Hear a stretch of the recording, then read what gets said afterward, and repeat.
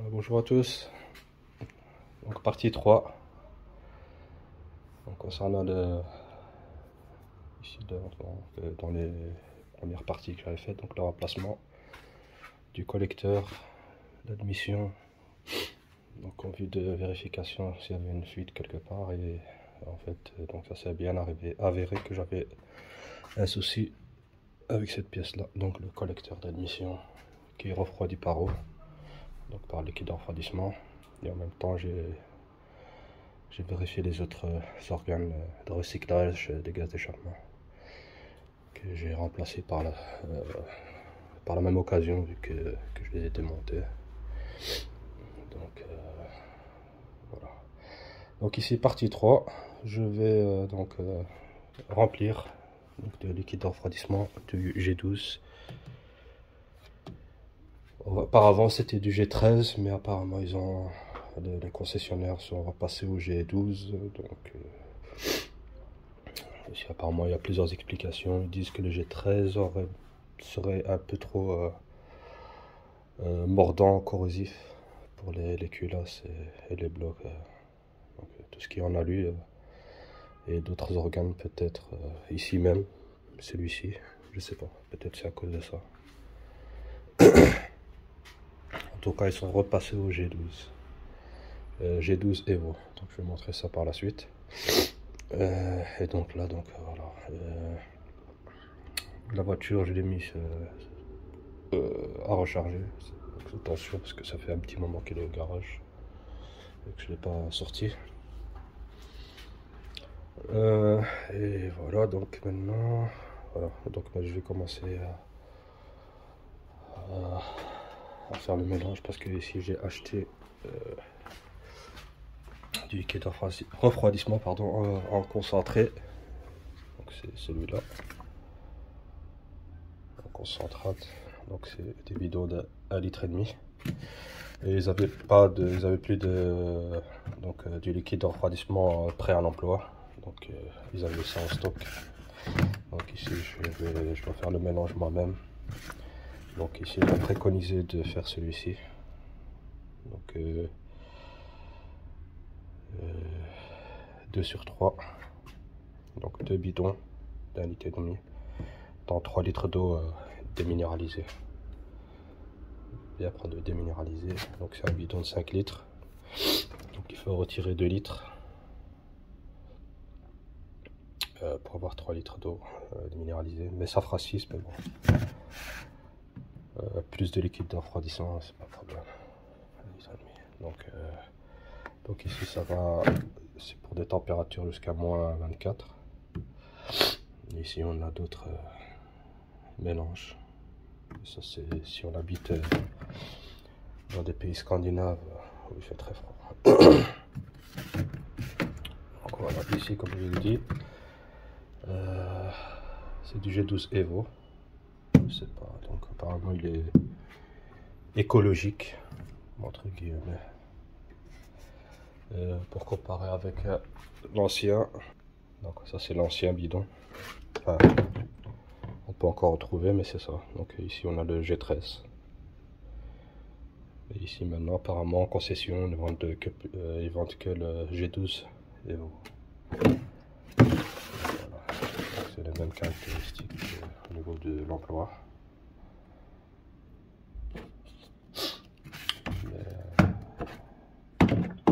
Donc c'est plutôt l'aspect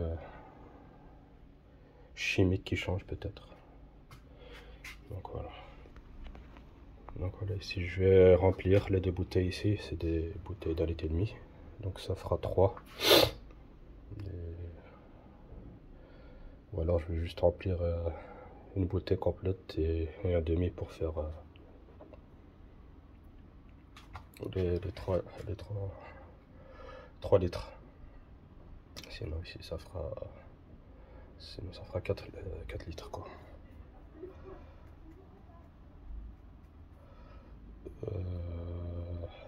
Donc voilà. Donc ça fera bien 3 litres. Qu'est-ce que je raconte, ouais.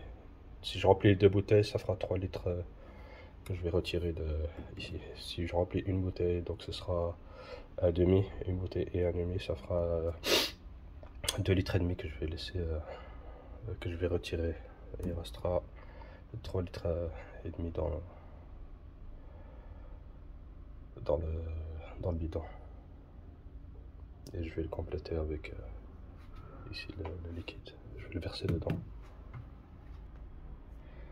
Donc voilà, j'ai fait le dosage. Ouais, encore. Donc ici, j'ai 3 litres. Et ici, j'ai retiré 2 litres d'eau déminéralisée, ce qui fait qu'il me reste 3 litres d'eau déminéralisée. Ça correspond bien ici. 3. Et maintenant, je vais rajouter ici les deux. 3 litres, donc 2 bidons dans l'eau déminéralisée. Donc voilà le mélange.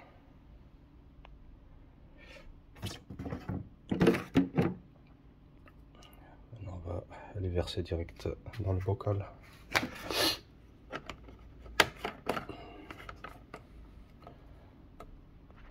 On va secouer un petit peu pour que tout se mélange bien. Donc ici, comme j'avais pas fait approximativement le bon dosage, j'ai rajouté parce que ça correspondait pas. Donc il me reste encore un petit fond, ce qui fait que si je dois encore faire la pointe au niveau du circuit, certainement il va baisser. Ben, ce qui me reste en eau déminéralisée, je vais le rajouter ici au bidon avec le mélange qu'il y a. Parce que certainement le niveau il va baisser. Voilà, donc je vais remplir. Et ici il vaut mieux utiliser un entonnoir parce que le bouchon, enfin le réservoir est un peu mal positionné. Donc ici on voit un fond. Ici il y en a des filtres à l'intérieur.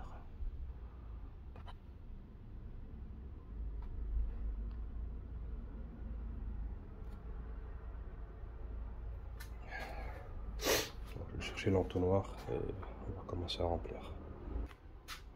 Voilà. C'est parti.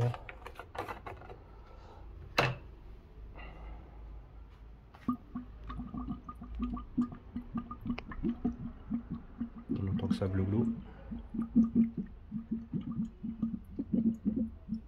Donc on laisse un peu que l'air s'évacue.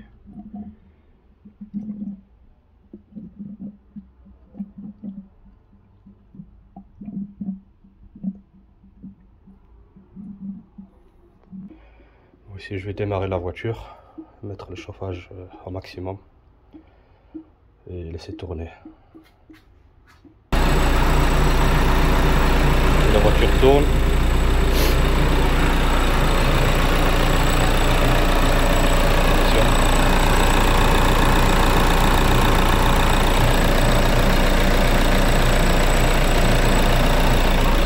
Voilà, laissez faire son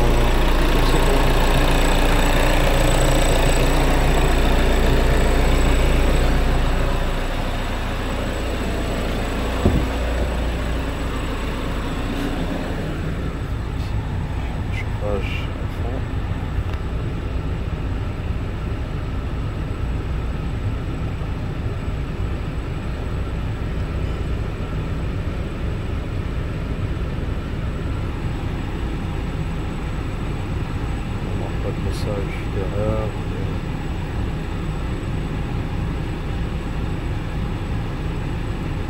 Témoin.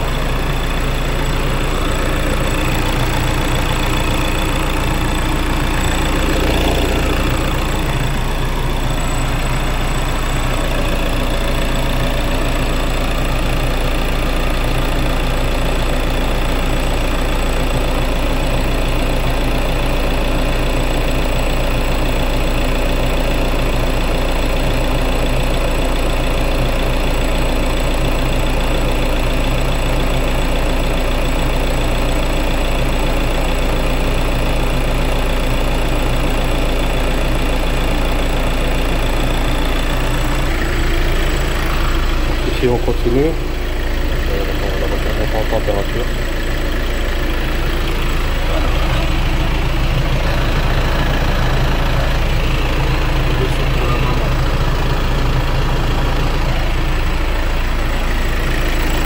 En dessous de la voiture il n'y a rien, il n'y a pas de goutte qui apparaissent de liquide.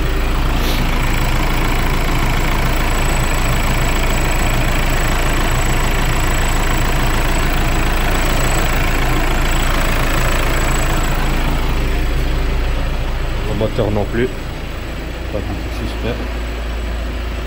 Alors j'ai pris le CPS ici, j'ai regardé un petit peu. La température du liquide, le refroidissement est à 25 degrés. Position du papillon, refroidissement, sortie radiateur, poursuivre. Position du papillon, ciblage, le chargement.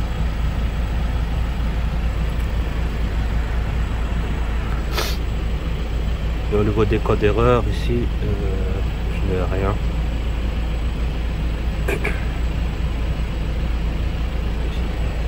Le chauffage, il chauffe bien.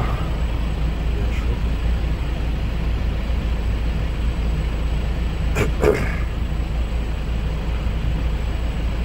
Donc, au niveau moteur, il n'y a rien. C'est tout. Et après, je ferai un autodiagnostic.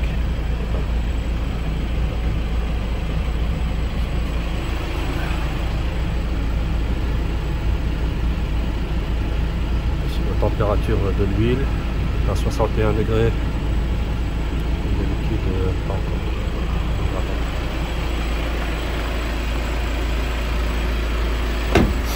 C'est normal vu que j'ai mis le chauffage qui tourne, donc la priorité est donnée au chauffage de l'habitacle, pas à la température du moteur, sinon la température du moteur serait déjà beaucoup plus haute. Mais ici, comme j'ai activé, donc j'ai mis le chauffage, forcément toute la chaleur de liquide de refroidissement passe dans le circuit, donc chauffage intérieur au lieu du circuit moteur pour que le moteur chauffe en premier lieu.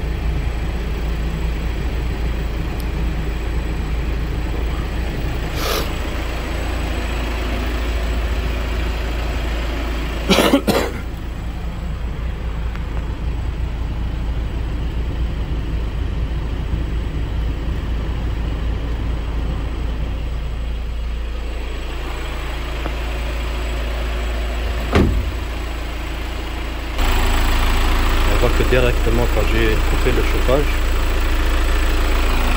l'eau a diminué. L'eau était ici, et là tout ça a diminué.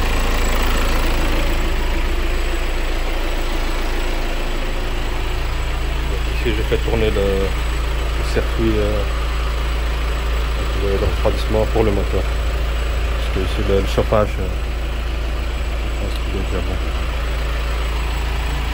Du chauffage. Et donc là on voit bien que l'aiguille commence à monter beaucoup plus vite que tout à l'heure. Une fois que j'ai coupé le chauffage. J'ai diminué au maximum la température. Et là je fais tourner le circuit intérieur. Circuit moteur de refroidissement, liquide de refroidissement.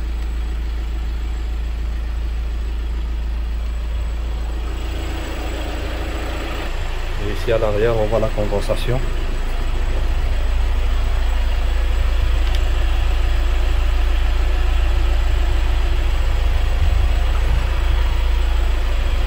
Le recyclage.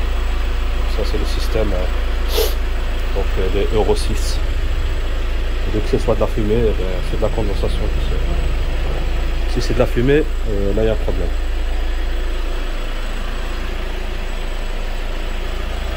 Donc ici c'est des vapeurs d'eau, ce boulot.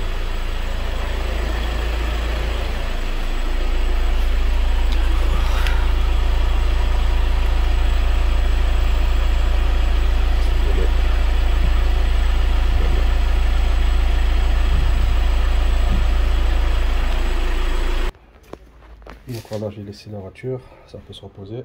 Maintenant je vais faire un essai routier et rouler avec pour un petit moment. On va voir qu'est-ce que ça donne. Donc voilà, j'ai pris la route. Donc, je suis dans une aire de repos. J'ai fait quoi, 30, allez, 20 km, 25. Et donc on voit bien que le liquide a diminué. Donc auparavant il était ici, là, il a plus beaucoup, et là il a diminué. Donc pour faire un bon remplissage, une bonne purge, donc il vaut mieux rouler, donc la laisser au ralenti un petit moment avec le chauffage allumé et après faire un essai routier. Donc un essai routier pour voir le liquide diminuer comme il se doit. Donc maintenant je vais faire la pointe et je vais rouler encore. Et ici au niveau du comportement, ici pour le moment rien à dire, impeccable. Je la trouve un peu plus souple, je veux dire, et aussi plus réactive. Donc elle réagit beaucoup mieux. Est-ce que c'est le fait que j'ai décalaminé les chambres, donc les chambres d'admission d'air, ça peut jouer aussi, le fait que